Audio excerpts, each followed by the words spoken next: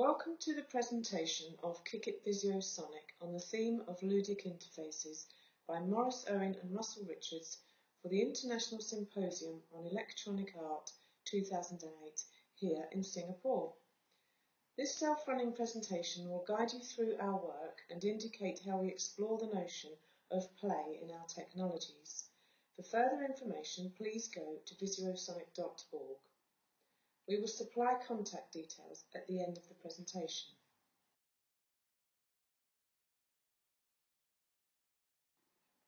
The VisuoSonic project began with the simple premise of wishing to interrelate sound and visuals in some way. We met in a workshop area and tried out a variety of techniques, quickly moving from separate, non-interactive visual animations, as shown, to the use of software that enabled direct stimulus from sound to visuals. It was comparatively easy to create visuals that responded directly to a sonic input, and from a technical point of view, the goal seemed to be achieved. However, when performers played with these early versions, they very quickly got bored with the limited range of response. This was an important moment in the development of the VisuoSonic project. It marked a shift from simplistic software production to a need for sensitivity to the requirements of meaningful play, i.e., sustainability and variety. This shift was not just a matter of seeking to extend the time that a performer could play with a given application, or KikiT as we came to term them, but was, in fact, an aesthetic breakthrough. For us, VisuoSonics is the live interrelation of sound and visuals. It relies on the intimate moments of feedback from screen to performer and from performer to screen. From the first, this was recognized as an enjoyable and playful activity, both for an attending audience but also for the players and performer. The live interplay of performer and visuals is exemplified by these two pictures. At a performance with SB Brass in Nassau, Belgium, 2007, we simply told Jean-Michel Monard, percussionist, to make the bird move. Without any other assistance, he worked around his drums until he found that rim shots would move the bird. This image shows the intensity of connection Jean-Michel has with the action and reaction of moving the bird. Here we have a ludic interface that is more than the sum of the parts: vision, sound, and performance.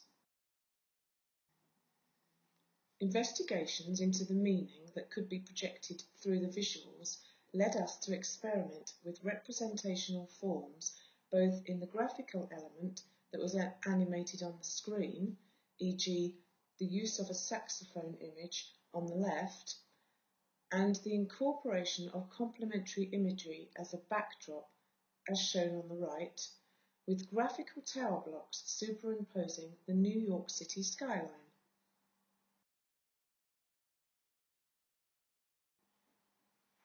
The next logical step in enriching the visuals was to incorporate video.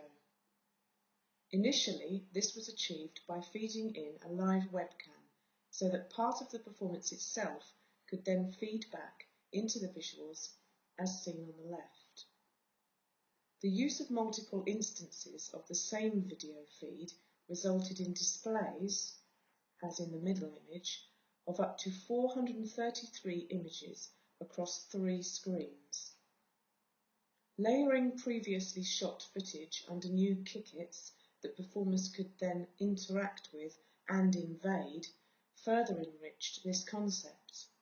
In the latter case, 5 or 6 layers could be constructed with opportunities for unexpected and additive outcomes from layered play. The incorporation of 3D spaces was another avenue of research. The interrelation of sonic sensors and objects that responded either through colour change or size change, or both, in a 3D space provide new opportunities to play. In this case, each cylinder represents a small frequency band across the spectrum. Thus, the performer could stay with this KikiT for some considerable time before learning how it works. Indeed, there have been instances at live performances where it is clear that a given KikiT has been shown long enough for an audience to understand its general structure, yet the performers have resisted moving on to the next one because they had not played that one out. These experiments with 3D led to the use of particles stimulated by the sonics in the performance space. The top image shows Maurice Owen on sax and Frederick Wanglin on tuba, immersed in 1,000 particles per second, responding with colour changes to their music. More recent experiments have increased the number of particles to 50,000 per second, as shown in the bottom right image. The most recent experiments in a 3D space have incorporated a live video feed onto 3D objects that are then further manipulated by sonic effects. Again, this leads to multiple layers, but this time within a 3D environment that is the outcome of performers playing with an extendable space. The effect here is similar to fractal effects, yet there is more variety at play here than in pure fractals. More recently, KikiT VisuoSonic has been working with a number of dance groups and performers.